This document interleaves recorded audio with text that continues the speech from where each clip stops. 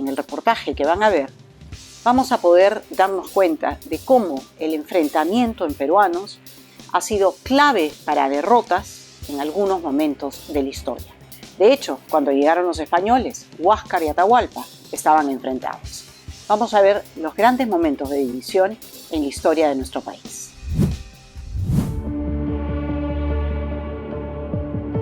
A lo largo de la historia, las rivalidades y divisiones internas han tenido un impacto significativo en la estabilidad y progreso de un país. En el caso del Perú, las ambiciones de poder y la desintegración social se presentan desde tiempos muy remotos. Son un vaivén de errores que han sentado las bases para la construcción de una democracia frágil y un Estado en permanente crisis, y cuyo ejemplo, quizá más antiguo, se presentó en el imperio de los incas. El imperio más grande que existió en las Américas se extendía por unos 4.000 kilómetros por toda la cordillera de los Andes. Los últimos incas fueron Huáscar y Atahualpa, dos hermanos cuya rivalidad surgió tras la muerte de su padre, el inca Huayna Cápac, en 1527. Huáscar fue nombrado el sucesor, pero Atahualpa, apoyado por la nobleza de Quito, también aspiraba al trono. En rebeldía, no asistió a los funerales de su padre y solo envió a representantes. Esto enfureció a Huáscar y ejecutó a los emisarios. Atahualpa respondió enviando su ejército al sur y derrotó y capturó a su hermano.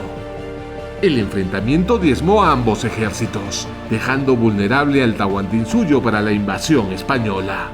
Él acababa de ganar la guerra civil contra su hermano y necesitaba de cualquier apoyo que pudiera conseguir. Es en esa medida que él vio a los españoles como posibles aliados. Cuando Francisco Pizarro y sus huestes llegaron a Cajamarca en 1532, encontraron un imperio dividido y debilitado. Capturaron a Atahualpa e iniciaron la conquista del Tahuantinsuyo. El Inca, en un intento de ganar tiempo para reorganizar a su ejército, observó la codicia de los españoles y les ofreció un rescate descomunal en oro y plata. El rescate al día de hoy equivaldría a $1.200.000 millones. Sería el rescate más importante de la historia. El rescate fue reuniéndose poco a poco. La demora provocó la sospecha de los españoles, quienes, al descubrir el plan de Atahualpa, deciden asesinarlo. Lo colocan en la mitad de la plaza y lo ejecutan. Y ese secuestro terminó en la muerte del emperador, en la muerte del dios inca, en la muerte del imperio incaico.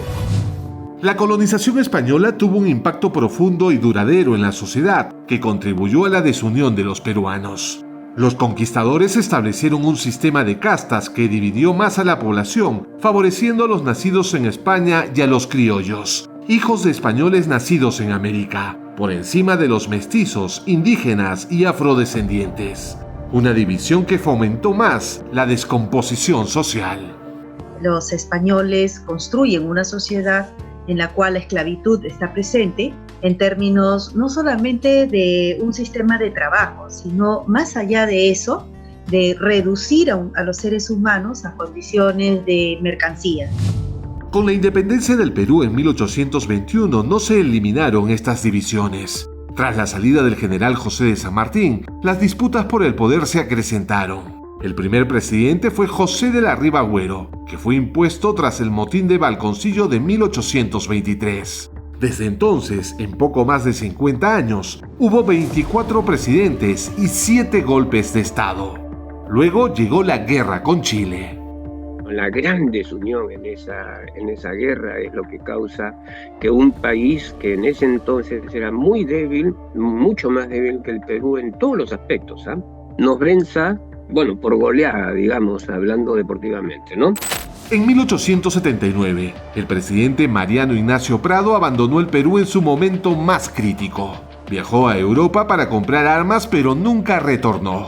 Se dice que se llevó joyas y dinero recolectados por damas de la sociedad limeña para la defensa del país. Pero esto no es cierto. Los motivos fueron sus intereses personales.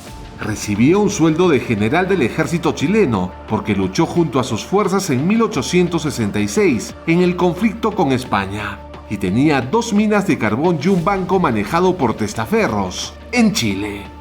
Lo que dijo, mis intereses económicos se van a perder acá, están en peligro, mejor yo me voy del Perú y hago la finta pues que voy a comprar armamento. No se llevó la plata porque era un hombre ya de dinero, sino se fue del Perú por cobarde.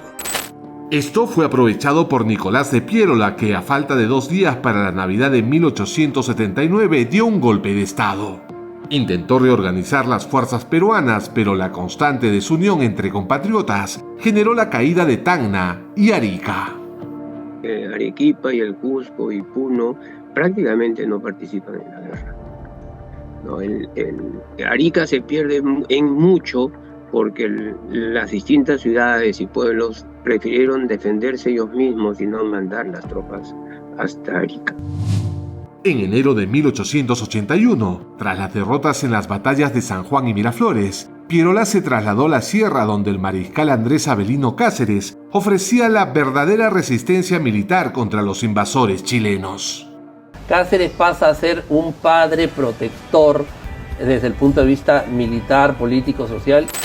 Cáceres ganó muchísimos seguidores y poder político, algo que disgustó al presidente Piérola, que sin apoyo tuvo que dimitir en noviembre de 1881. Cáceres fue un caudillo al que el pueblo se le acercaba y no lo sentía lejano, ¿no? Porque, no solamente porque hablaba su idioma, ¿no? Sino porque era campechano, era uno de ellos. Un año después, Miguel Iglesias asume la presidencia y firma el Tratado de Paz con Chile. El país seguía dividido. En 1885, con una imagen incólume tras la Guerra del Pacífico, reaparece Cáceres para derrocar a Iglesias y se inicia lo que se denominó la Reconstrucción Nacional. Yo creo que su gobierno fue un gran gobierno. Durante 11 años reconstruyó el país, que estaba hiper quebrado después de la guerra. El Perú no valía nada. Llevó a un país que estaba absolutamente y totalmente saneado. Cáceres retornó a la presidencia en 1894 con una elección cuestionada. Piérola, descontento por los resultados, encabezó el levantamiento de Lima, provocando 1 millar de muertos.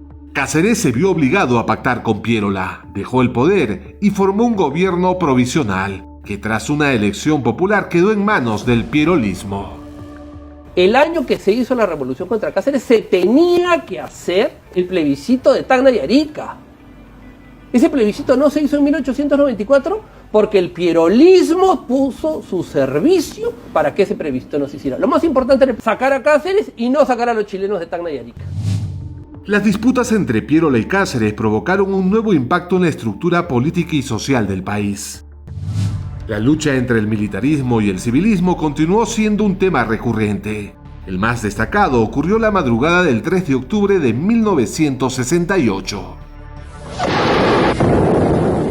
El general Juan Velasco Alvarado dio un golpe de estado al presidente Fernando Belaúnde Terry para instaurar el gobierno revolucionario de las Fuerzas Armadas. 6 días después anunció la toma de los yacimientos petrolíferos de Brea y Pariñas en Talara. Este sería el inicio de muchas expropiaciones que experimentaría el Perú. Las fuerzas de nuestra primera región militar están ingresando al campo de Talara. El gobierno militar instauró un régimen de izquierda nacionalista. Velasco Alvarado tenía admiración por el modelo económico y político de la Revolución Cubana. Al igual que en Cuba, el gobierno militar hizo una reforma agraria sin precedentes. Campesino, el patrón ya no comerá más su pobreza. Se crearon las cooperativas agrarias, entregándose a los agricultores las tierras y su administración. La falta de tecnología y conocimientos básicos indujeron a un mal manejo y al poco tiempo a su quiebra. La industria agrícola, uno de los pilares de la economía de entonces, quedó en ruinas. Obtenemos algo de la cooperativa, pero no es suficiente. Tenemos que comprar arroz, azúcar, manteca y carne. Siempre necesitamos más. El Perú en pocos años pasó de estar entre los primeros exportadores de azúcar y algodón del mundo a tener que importar estos productos. En 1962 exportaba 683.000 toneladas de azúcar y 127.000 toneladas de algodón. Se expandió la frontera agrícola de ambos productos en un 45%, para luego de la reforma agraria de Velasco tener una estrepitosa caída hasta el día de hoy, que continuamos importando estos productos. En ese momento, la exportación de cobre, petróleo y harina de pescado también cayó. Nuestro Producto Bruto Interno per cápita se redujo de $512 en 1966 a $454 en 1968. La inflación pasó de 6,5% antes de la Revolución de Velasco al 23,6% en 1975. Se espantó a la inversión privada y extranjera, que ocasionó desempleo. Para 1972, los índices de pobreza habían aumentado hasta alcanzar un 64% a nivel nacional y un 84,5% en zonas rurales. En 1975, el general Francisco Morales Bermúdez dio otro golpe de estado destituyendo a Velasco Alvarado, luego de una huelga policial que desató el caos, saqueos y motines en Lima, con un saldo de 83 personas muertas. 4 años después se convocó a una asamblea constituyente y en 1980 a elecciones generales, reivindicándose el voto popular a favor de Fernando Belaúnde Terry. Al asumir la presidencia, el Perú estaba en bancarrota. La inflación alcanzaba el 60,8%, el PBI cayó un 25% y la deuda externa llegaba a los $13.500 millones. Los horrores de la política que había sembrado Velasco Alvarado generaron más pobreza y desencanto, un caldo de cultivo perfecto para que en la sierra y luego en las grandes ciudades aparecieran el movimiento revolucionario Túpac Amaru y Sendero Luminoso. En algunos lugares, en particular en las zonas de emergencia llamadas como Ayacucho o Huancavelica, la reforma agraria no benefició a un sector importante de la población, es decir, no les tocó las tierras, aunque sean en colectividades, ¿no? Entonces ahí sí efectivamente hay una suerte de reivindicación que aprovechan estos grupos como Sendero Luminoso, principalmente en la sierra, ¿no? Y el MRTA sobre todo en la costa. El Perú estaba tan desunido que nadie confiaba en nadie. Atentados, secuestros, matanzas eran cosa de todos los días y dejaron un saldo de 69.000 muertos. Adentro estaban todos los cadáveres. Criaturas, señoras gestantes. Señores gestantes, chiquitos, bebecitos. Sendero Luminoso, liderado por Abimael Guzmán, provocó destrucción y muerte en diversas regiones del país, como la masacre de Zoras en Ayacucho, donde 117 personas fueron asesinadas el 16 de julio de 1984. Lo habían atado a su pie con la huaraca, con la honda, y le había dado el disparo en su cabeza.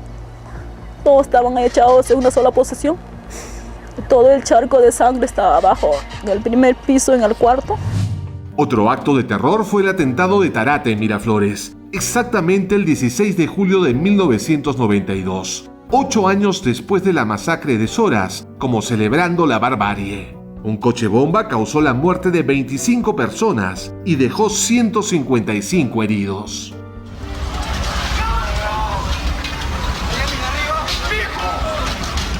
Sendero Luminoso tiñó de sangre el Perú. Asesinó a campesinos y civiles desarmados, hombres, mujeres, ancianos y niños.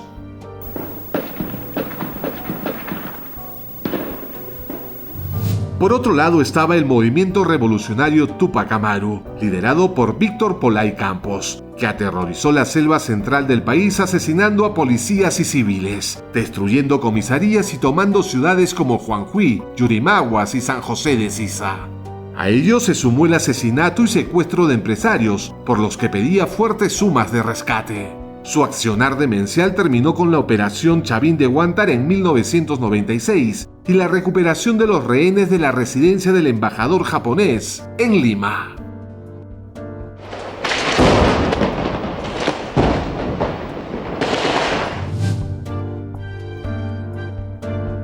Estos momentos del Perú han marcado hitos de nuestra vida como país. Enfrentamientos entre peruanos que sentaron las bases para tener una democracia frágil y un Estado en permanente crisis. El pueblo de un país debe conocer su historia para evitar repetir los mismos errores.